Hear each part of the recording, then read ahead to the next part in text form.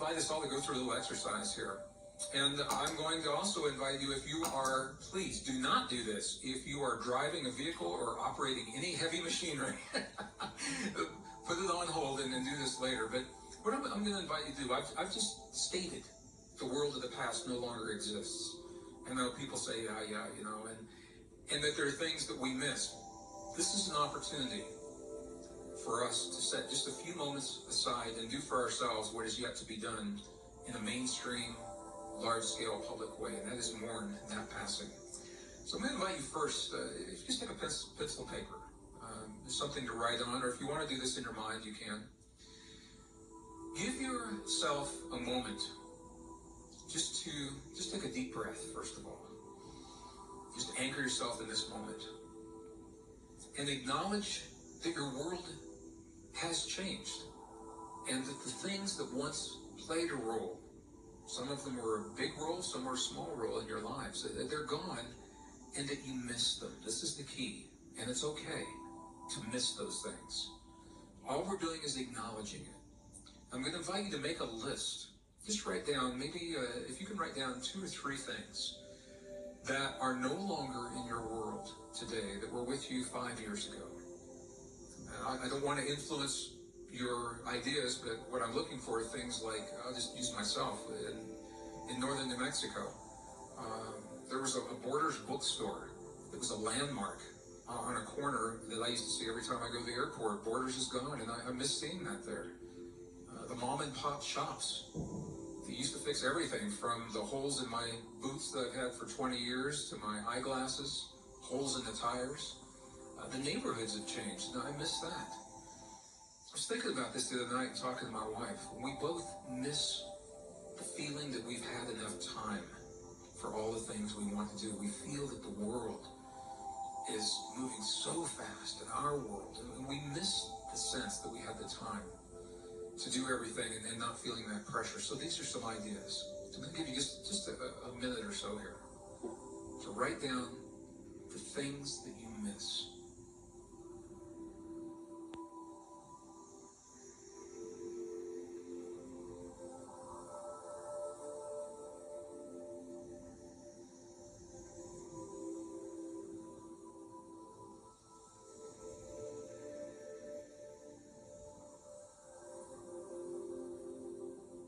Okay, so you've probably had an opportunity. I'm sure you have at least a couple of these that are written down.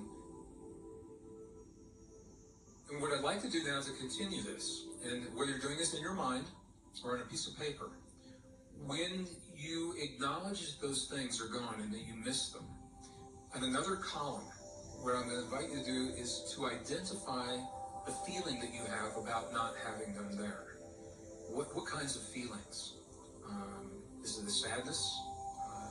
Is it overwhelm, anxiety, stress? Again, I don't want to influence, but these are the ideas. In a single word, or maybe a brief phrase, how do you feel now that these things are no longer in your world? And we're going to do something with this.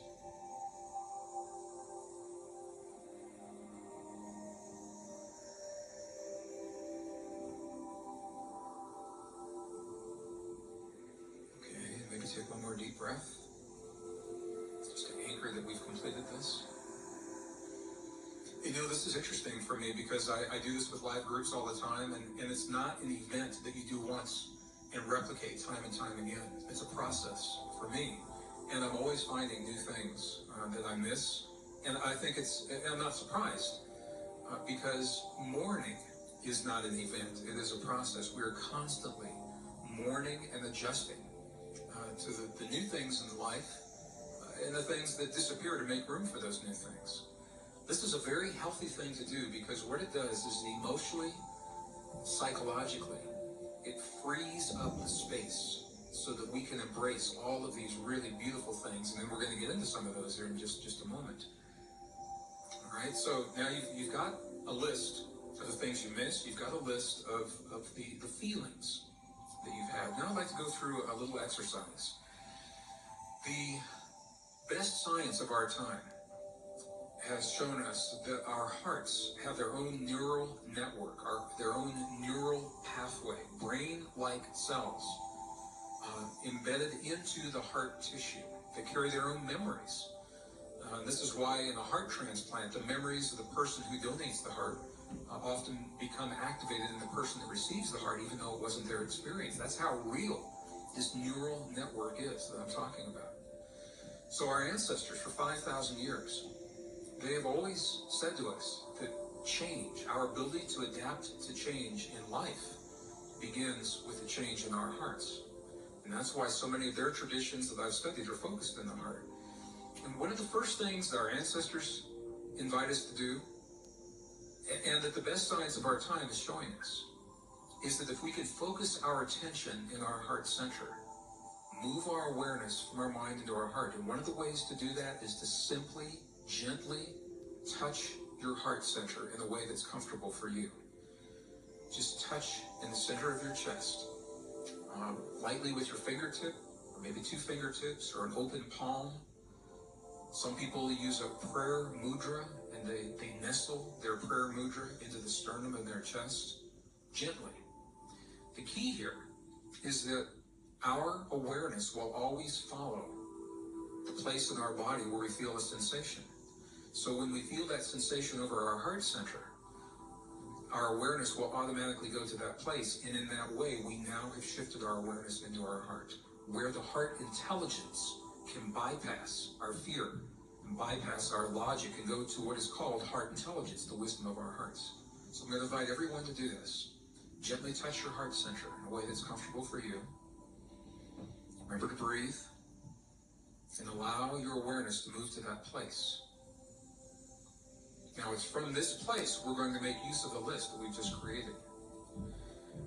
And what I'm going to invite you to do is to replace the unwanted feelings or the negative feelings with the loss. Replace those with feelings and attitudes that you would consider more positive. And I realize there's a judgment that's implied here, and it's the best way we know how to do this right now.